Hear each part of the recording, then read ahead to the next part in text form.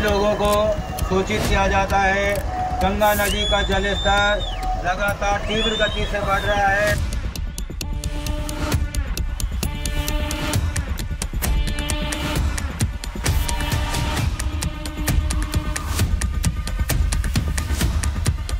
तबाही के ये दिल दहला देने वाले दृश्य 5 अगस्त की दोपहर से हर भारतीय के मन में चिंता और पीड़ा का विषय बने हुए हैं।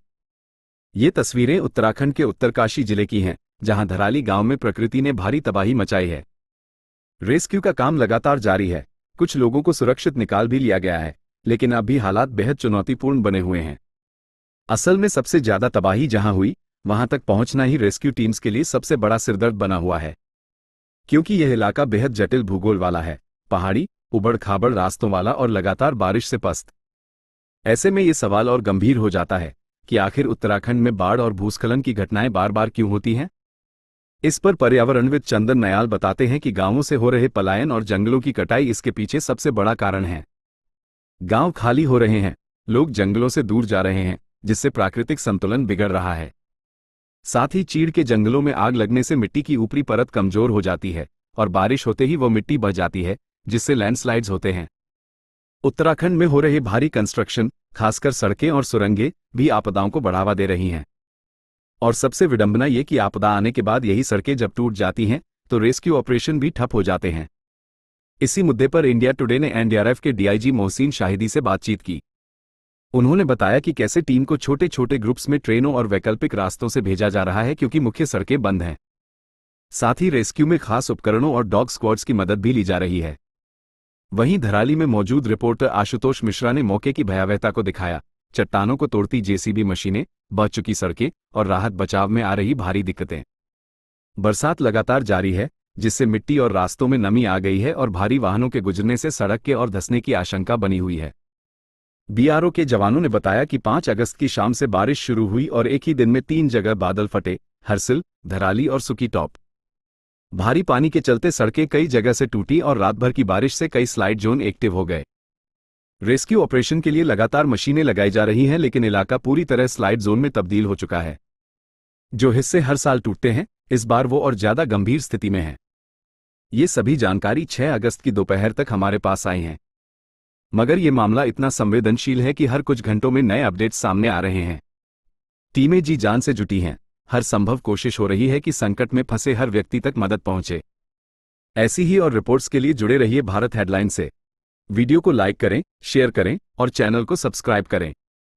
हर को लगातार बचाना जो है गांव के लोगों ने लोगों का जो दायित्व है वो सबसे पहले जरूरी है कि गांव के लोग आज, क्योंकि गांव में पलायन हो रहा है तो लोग जंगलों से दूरी बढ़ा रहे हैं। तो ऐसे में हमें कहीं ना कहीं सरकार को इस प्रकार के प्लान तैयार करने होंगे कि गांव के लोग अपने जंगलों से जुड़े रहें। और इसी में एक चीज और मैं जोड़ना चाहता हूं, जिस प्रकार से लगातार चाहे हिमाचल के हों चाहे उत्तराखंड के हों, यहाँ पर पाइन फॉरेस्ट बहुत ज्यादा है, चीड़ के जंगल ज्यादा है, जिनमें सबसे ज्यादा आग लगती है। और आग लगने के कारण जो हमारी सोयल है वो बड़ी हल्की हो जाती है। और बारिश जब होती है, क्योंकि गर्मी के बाद तब बारिश होती है, तो बारिश क्या करती है कि ऊपर की टॉप सोयल को लेके और जो है चीजों को उनको लेके जो है बहा के ले जाती है। और बहा के ले जाने के बाद कई जगह जो है इस प्रकार के स्लाइड से होते हैं। वो एक जो है प्राकृतिक आपदा उसको हम कह सकते हैं। लेकिन ज्यादातर अगर उत्तराखंड की बात करें तो उत्तराखंड के अंदर जितने भी कंस्ट्रक्शन हुए हैं, चाहे वो सड़कों का हो चाहे टनलों का हो, तो सड़कों में सबसे ज्यादा जो है आपदा जो आई है वो सड़कें बनने के कारण जो है आपदा।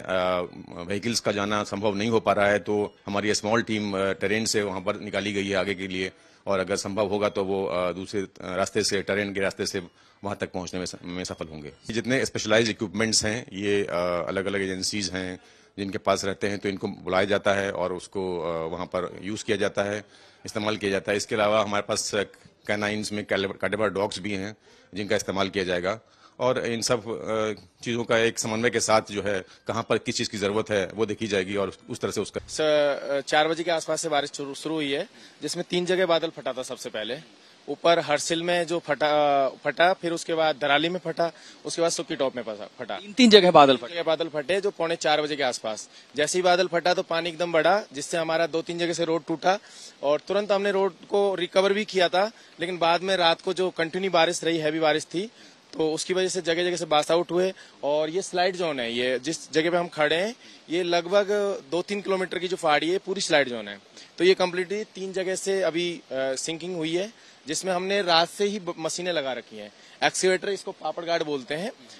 ये हर साल बास आउट होता है, इस साल भी हुआ है, लेकिन अब की बार कुछ अगर आपको हमारे चैनल की वीडियो पसंद आई हो तो उसे लाइक, शेयर और सब्सक्राइब करना न भूलें। वीडियो को अंत तक देखने के लिए आपका धन्यवाद।